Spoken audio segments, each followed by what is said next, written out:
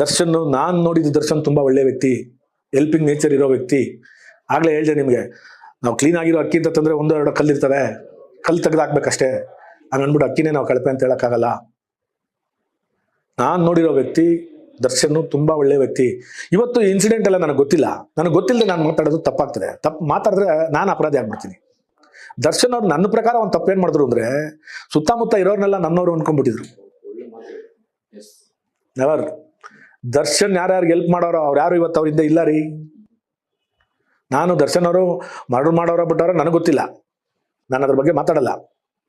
But Darshan ಚೆನ್ನಾಗಿದ್ದಾಗ use ಮಾಡ್ಕೊಂಡವ್ರು ಯಾರು ಅವ್ರ ಜೊತೆ ಇಲ್ಲ. ದರ್ಶನ್ ಅವರು ಅದನ್ನ ಸ್ವಲ್ಪ ಯೋಚನೆ ಮಾಡಬೇಕು. ನಿಮ್ಗೆ ಒಂದು ಎಕ್ಸಾಂಪಲ್ ಹೇಳ್ತೀನಿ, ಹೇಳ್ಬೇಕು ಹೇಳ್ಬಾರ್ದು ನಂಗೆ ಗೊತ್ತಾಗ್ತಲ್ಲ, ಹೇಳ್ತೀನಿ. ಶನಿ ಮಹಾತ್ಮನ ಕತೆ ಕೇಳಿದ್ದೀರಾ? ವಿಕ್ರಮಾದಿತ್ಯ ಎಂಥ ಮಹಾನ್ ರಾಜ. ಶನಿ ಮಹಾತ್ಮ ಅವನಿಗೆ ಹಿಡ್ಕೋಬೇಕಾದ್ರೆ ಎಷ್ಟೆಷ್ಟು ಕಷ್ಟ ಕೊಡ್ತಾನೆ, ಕೊಡಬಾರ್ದೇ ಇರೋ ಕಷ್ಟ ಕೊಡ್ತಾನೆ, ಕಳ್ಳನ ಪಟ್ಟ ಕೊಡ್ತಾನೆ. ಕೊನೆಗೆ ಹೋಗುವಾಗ ಏನು ಕೊಟ್ಬಿಟ್ಟು ಹೋಗ್ತಾನೆ ಹೇಳಿ? ಅವನ ಹತ್ರ ಇತ್ತಲ್ಲ ಐಶ್ವರ್ಯ, ಅದಕ್ಕಿಂತ 100 ಪಟ್ಟು ಎಕ್ಸ್ಟ್ರಾ ಕೊಟ್ಬಿಟ್ಟು ಹೋಗ್ತಾನೆ. ಶನಿ ಮಹಾತ್ಮ ಹೆಗ್ಲೇರ್ಕೊಂಡ್ರೆ ಅಂತ ವಿಕ್ರಮಾದಿತ್ಯನೇ ಬಿಡ್ಲಿಲ್ಲ, ಈಶ್ವರನ್ ಬಿಟ್ಟಿಲ್ಲ, ಯಾವ ದೇವ್ರನ್ನು ಬಿಟ್ಟಿಲ್ಲ. ದರ್ಶನ್ ಲೆಕ್ಕನ ಇವತ್ತು ದರ್ಶನ್ ಬ್ಯಾಡ್ ಲಕ್ಕು. ಶನಿ ಮಹಾತ್ಮ ಹೆಗ್ಲೇರ್ಕೊಂಡಿರ್ಬೋದು, ಶನಿ ಮಹಾತ್ಮ ಬಿಟ್ಟು ಹೋಗ್ತಾನೆ. ಬಿಟ್ಟು ಹೋದ್ಮೇಲೆ ದರ್ಶನ್ ಅದಕ್ಕಿಂತ 10 ಪಟ್ಟು ಎತ್ತರಕ್ಕೆ ಬರಲಿಲ್ಲ ಅಂದ್ರೆ ನಾನು ಮೀಸೆ ತೆಗೆಸ್ಕೊಂಡ್ಬಿಡ್ತೀನಿ.